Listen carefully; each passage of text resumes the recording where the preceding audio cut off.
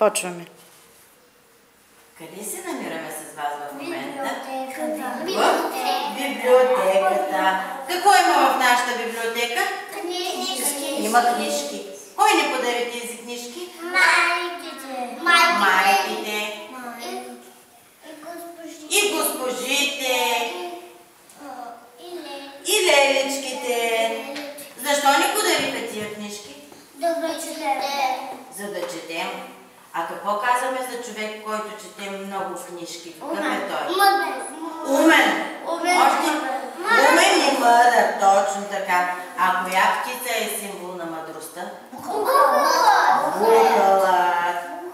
По кой проект работихме ние с вас тази година? Не, на мъдрост, как беше?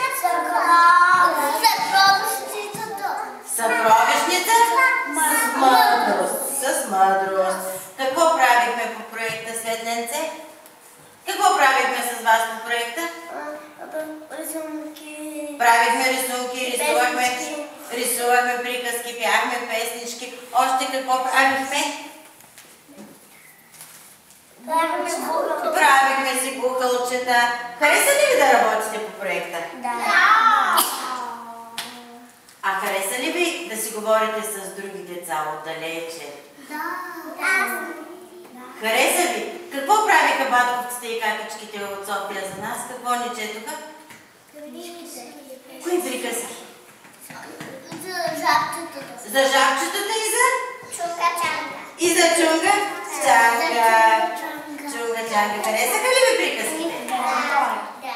Ами я ми кажете, ще участваме ли с вас в други проекти? Да. По какво?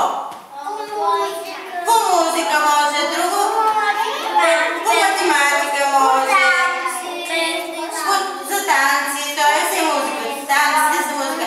А я ми кажете сега, коя дума ще определим проекта? С една думичка. Кой ще каже една думичка? Да, хубаво. Добре, хубав е проекта. Друго? Една думичка. Любим ти е проекта. Добре. Друга думичка. Блестящ. Най-хубавия проект.